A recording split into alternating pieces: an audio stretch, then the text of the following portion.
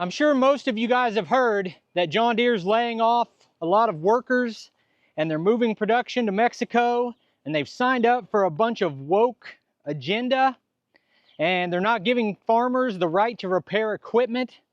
And all of this is making me mad. I'm sure you guys don't love it either. And I'm gonna take a minute and calm down, and then I wanna try to have a nuanced conversation about my real opinion on all of these different topics. You guys ever had one of your kids that was going through a rough time, maybe as a teenager or a young adult, and you knew they were making mistakes that were gonna hurt them long term, and you wanted to sit them down and talk to them and teach them a few things, but they weren't in a place where they were ready to hear it? But no matter what, you love them and you want the best for them, and you hope that there comes a time in the future where they get it back together. That's where I'm at with John Deere. And that's where I feel like John Deere is at with their customers. I don't understand what they're doing right now. It's a little bit frustrating, but I still love them. Especially still love this older equipment, and I love that logo. I just wish they would listen to the people who buy their products a little bit. So here we've got my little John Deere 2 Series tractor that I'm surprisingly unable to sell right now. And when I talk about other tractor brands, everyone tells me that one reason to buy John Deere is that resale value. And maybe it is higher than other brands, but I've got a tractor here that I think should be worth a lot more than I'm trying to sell it for. This thing has every upgrade you can put on it. It comes with the backhoe and the mid-mount mower and loaded tires and wheel spacers, upgraded loader, upgraded hydraulic system to the front and the rear. The backhoe has upgrades. It's got an aftermarket cab with multiple doors on it. I feel like this mower should be worth a lot of money, but I don't have any interest. I've had 50 to 100,000 people see my listing of this being for sale, and I've even offered to deliver it across the country, and nobody wants to buy my tractor. A part of that might be because I've been a poor tractor parent. Maybe you guys watched me push this machine really hard, and maybe you don't want all that extra stuff I've added. I don't know. Or maybe the economy's just down. But I think there's a portion of it that has to do with the changes John Deere's made and what they're doing to the reputation of the company. When I'm making these kind of tongue-in-cheek statements, comparing it to kids, I'm just thinking from an emotional aspect about how a lot of us feel about this John Deere green. We just grew up with it. I had little John Deere play toys. And when I was 7 or 8 years or 10 years old, I was out in the driveway moving rocks with my green John Deere stuff. And I've seen it in the farms and always just connected with it. Plus the name. Of course, my grandpa's name was John David. It's just like an attachment we have to it, and we want to support this brand. But their customers, in large part, a lot of us feel like they are leaving us. We're not leaving them. So a few years ago, I had the 1941A, I've got an antique John Deere hay wagon, I've got the compact tractor, I've got a John Deere skid loader, I've got 2 John Deere stand-on mowers, and I was walking around in a John Deere leather jacket that I ordered. Had the patches all over it, and I kind of got known on YouTube for being the guy with the leather John Deere jacket. And now, I've sold off almost everything else. I still have the old tractor, and I still have this. And I'm trying to sell this, and it's not because I'm anti-John Deere. It's they're leaving us as a company. And let's go through 3 examples of how they're leaving us as a customer, how the company is leaving us behind. First issue is the right to repair. I tried to defend John Deere on the right to repair. And I talked in a video about how a lot of companies have that same fight. Some of the automakers are having the same fight because they won't give access to their proprietary computer systems. Some other tractor manufacturers may even be doing the same thing. But what I know for a fact is it does not sit well with people that John Deere's not doing everything they can to support someone who bought a $500,000 combine or whatever the case may be with this equipment. They're not saying, we're going to give you every resource you could have. And they say it's because the customer will mess it up if they can get into the system. I think as a PR move, if nothing else, You need to come out and say, look, we do support the customer's right to repair, and here are the changes we're going to make. And there'd be a lot of people who just gain their respect back for you with just that one change. Number 2, we just had the announcement about John Deere moving a lot, not all, they're still going to make stuff here, about moving a lot of jobs, laying off a ton of people and moving jobs to Mexico. I don't want to just be harsh on John Deere here. We're in a tough economic environment. In the United States, there are so much taxes and regulations and insurance, and employees demand a fair wage, and they demand benefits, and it's harder to make stuff in the USA. And all these other companies outsource and move their manufacturing out of the country, and I buy products made in China, and we're all guilty of it.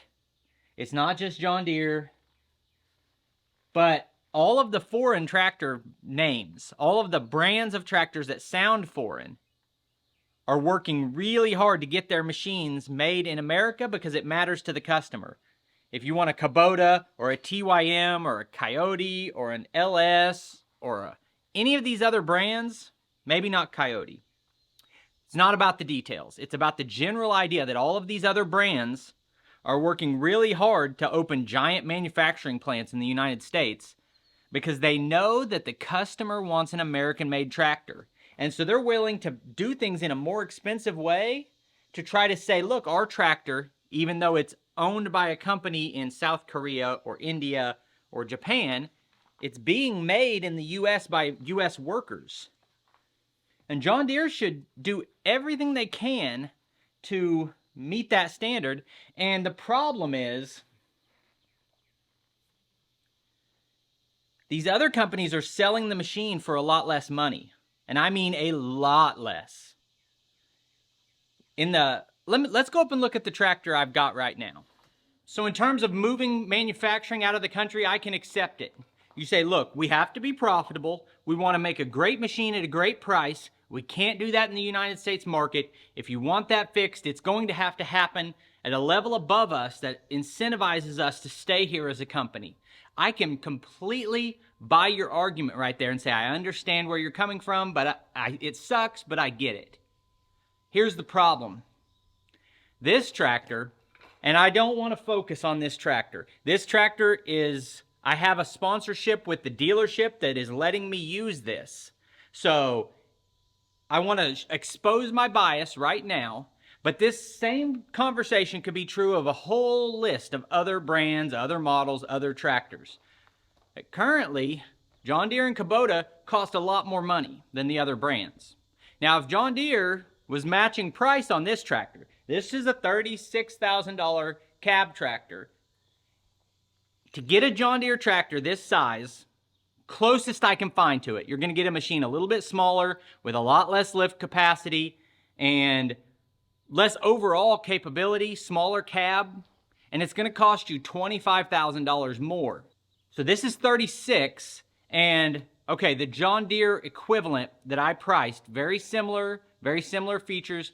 It has a few more features that I didn't feel like I needed. It's always complicated, but it's $58,000.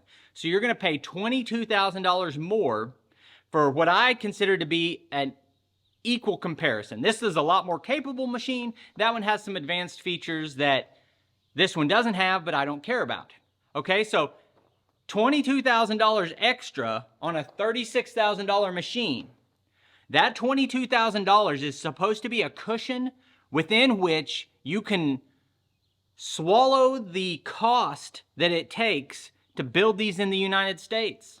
Why are you charging more if you're not going to use that extra money to keep your manufacturing in this country? This tractor's made in this country. Now, just like John Deere, it's sourced from globally. It comes from all over the country, or the world, the parts. The engine is probably made in South Korea. It's a Kook J engine. I don't know. Actually, I think maybe they are making them in the US. I don't have every detail on all the components, but I know my loader was made in Mexico. The engine is Japanese. All the companies are sourcing parts globally, and they're building the machines in the US. This machine's built in the US. the John Deere compacts now are not going to be built in the US. At least some of the lineups are leaving the country. So, why are you charging more if you're not willing to invest in this country and the workers in this country?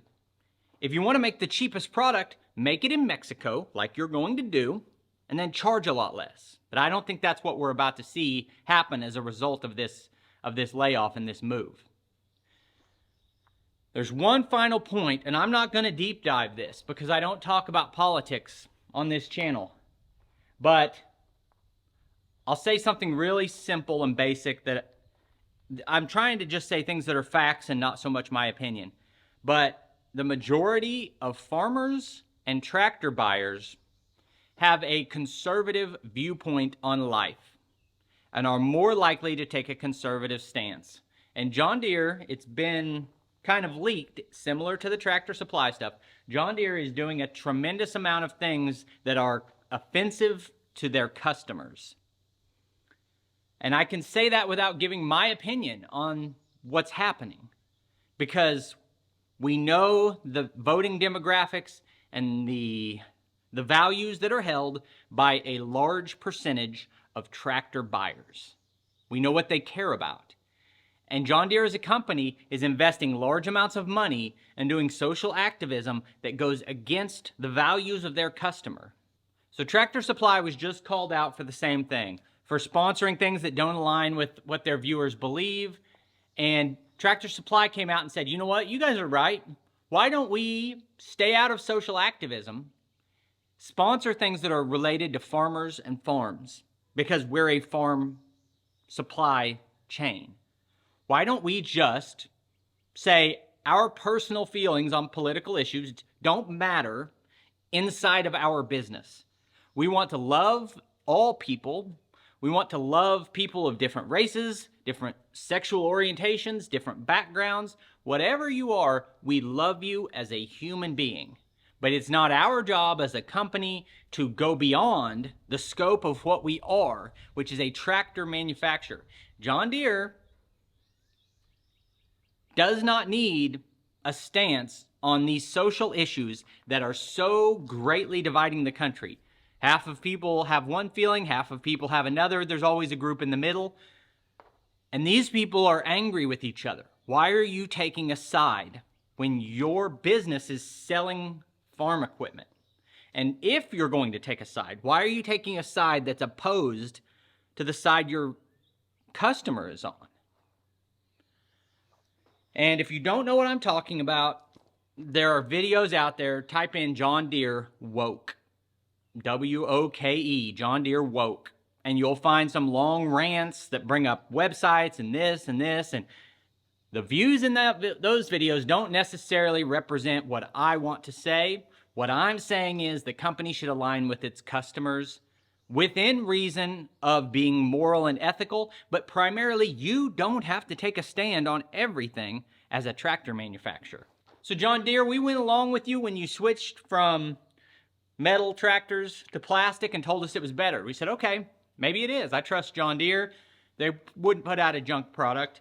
And then we followed you as you made your tractors less capable than the competition, and as you made your tractors more expensive than the competition.